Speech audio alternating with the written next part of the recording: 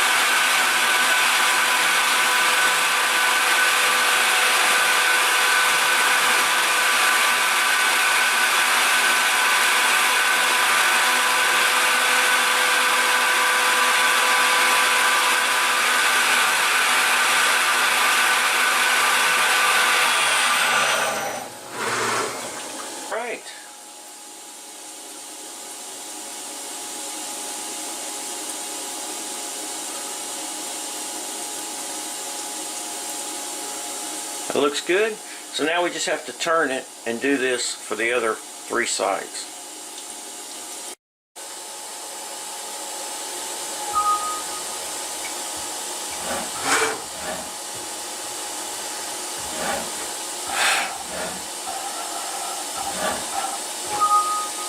Okay guys, I've got in my 4x4 spacers. This is our spacer to mount our motor mount. Will mount here, and then our bearing block will be on the other side, and this is just to space out for our coupling. So we're going to be machining an access hole, and then we're going to be doing some boring and countersinking to mount it on each side to the servo mount and the bearing block. So let's get started.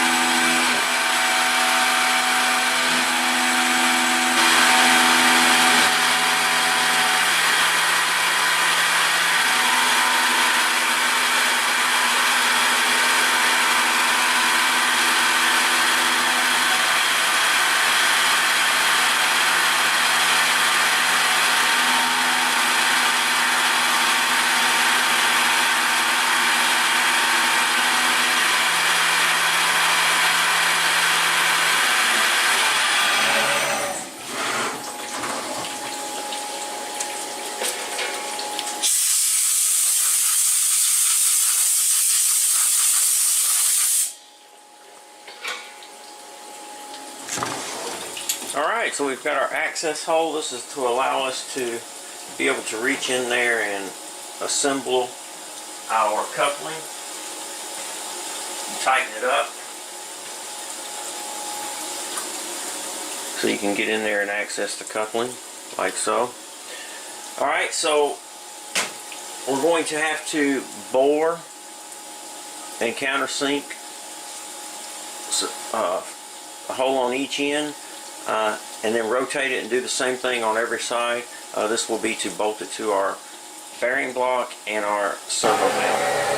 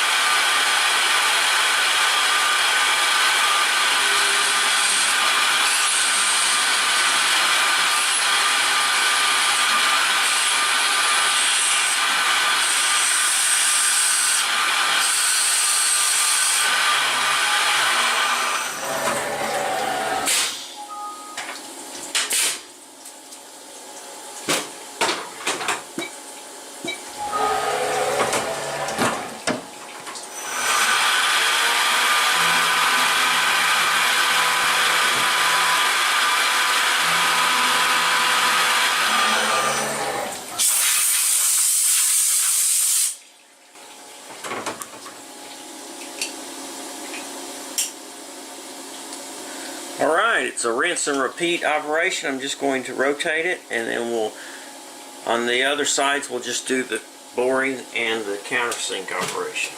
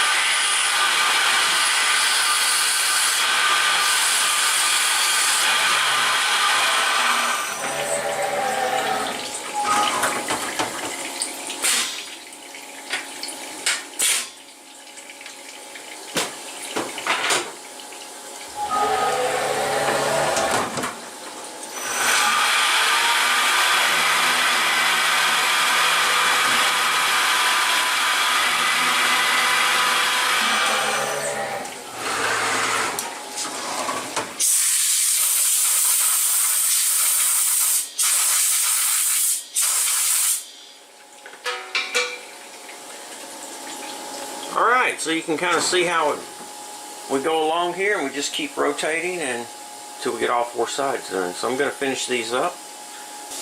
Alright, so I've got a piece of 2.5 inch by 2.5 inch by 1/4 inch thick flat bar. What I need to do is I need to machine the bearing cover that goes on here. It's round, and it bolts in these 4 holes and holds the bearings, the spacers, and everything for the ball screws inside. Now normally I do this on the lathe, but I don't have any stock, any bar stock, so I'm just trying to get this knocked out. I'm going to see if I can do it on the milling machine. So we're going to machine the bottom, we're going to rotate it, and then we're going to machine the top. We'll see how it turns out. So here we go.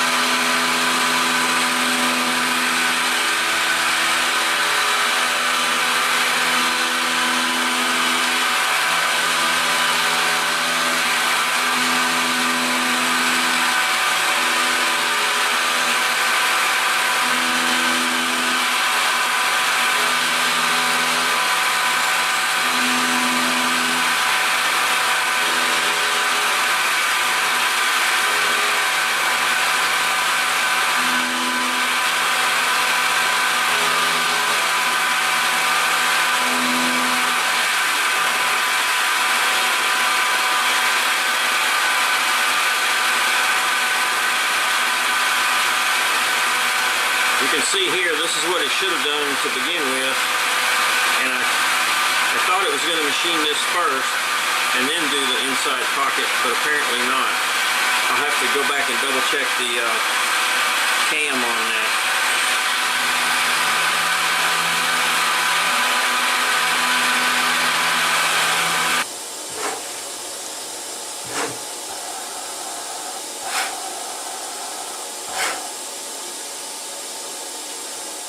Okay guys, so we machined the inside of the bearing cover.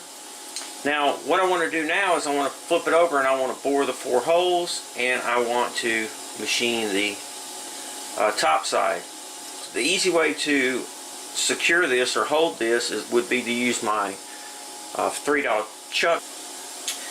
In doing so, I'm going to be clamping it in there like so, but if this rotates a little bit, it's going to throw my center off. So the best way to find the center is just to clamp up a known machined surface that's round and then just probe it, which is what I just did. So now I have the dead center of my 3-jaw chuck here, and now we can just clamp our piece in here like so. Doesn't matter how it gets rotated, it's still going to be in the center.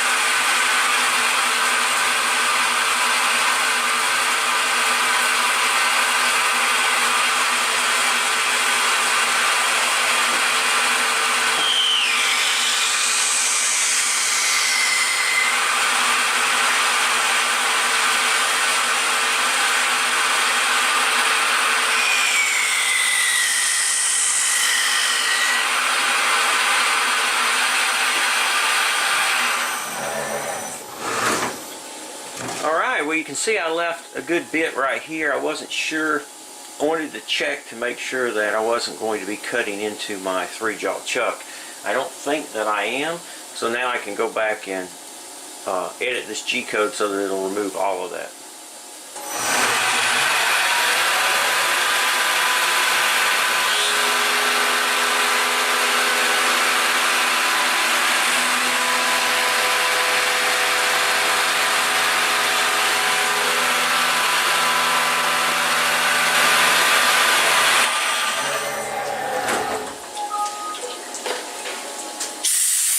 That turned out pretty good, I think.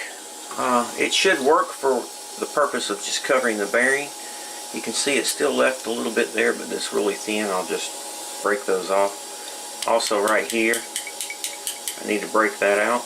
But I put some shims under here on top of the jaws to make sure that I don't dig into that. Just some thin aluminum shims. But I think it'll work out just great.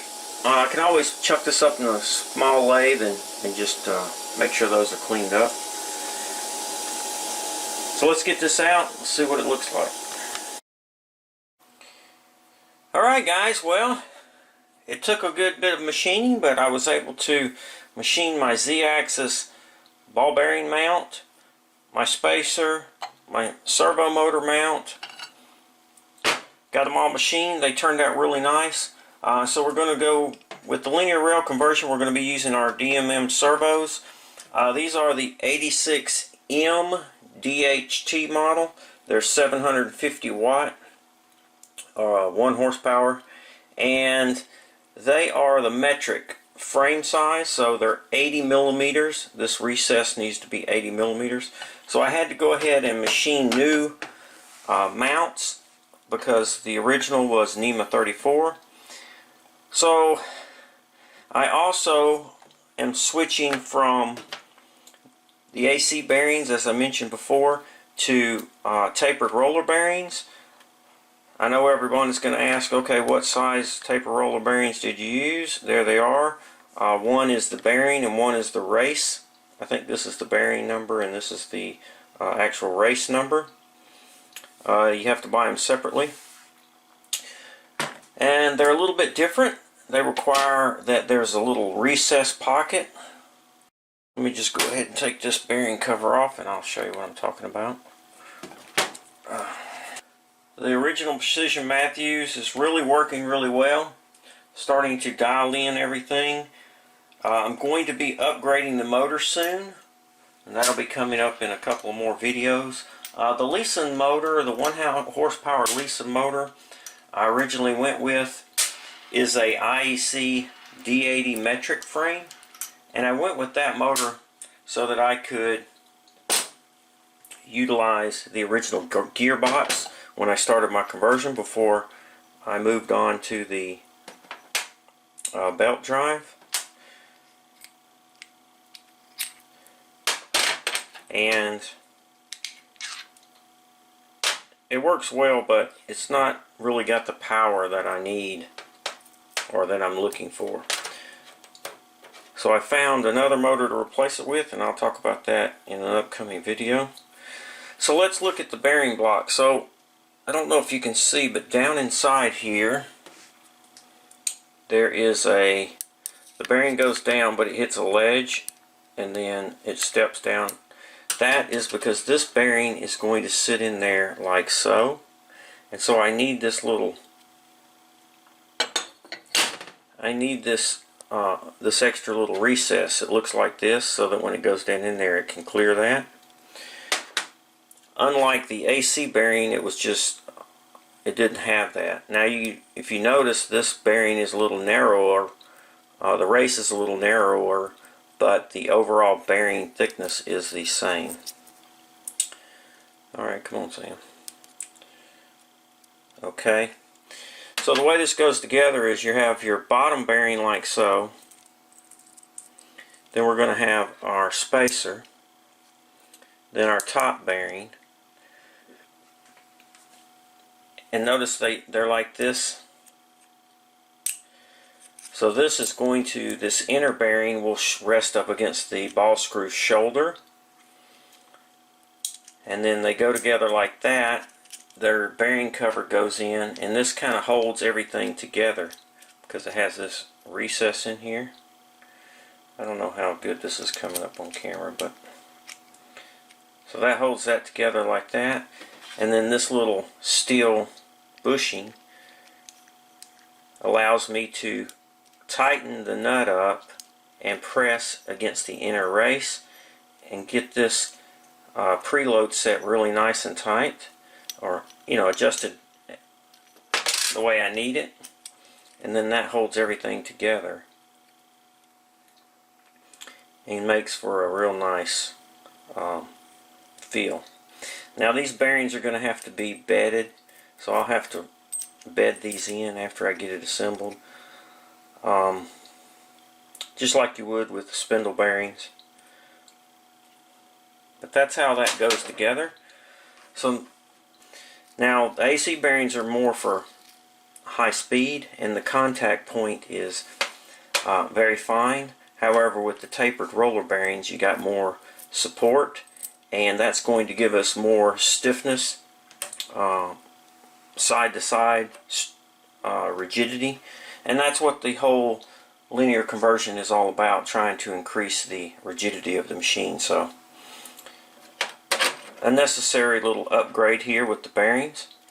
Guys, well, that wraps up this Z-axis bearing mount. We'll get this all assembled and installed in the next video. We still got to connect our oil lines for our Z-axis saddle, so we'll do all that in the next video. Guys, if you're new to my channel and you're just tuning in, click on the subscribe button down here below. That way, when I post a new video, if it's something you're interested in, you can stop by and check it out. As always, guys, thanks for watching. Please subscribe, and most importantly, be safe.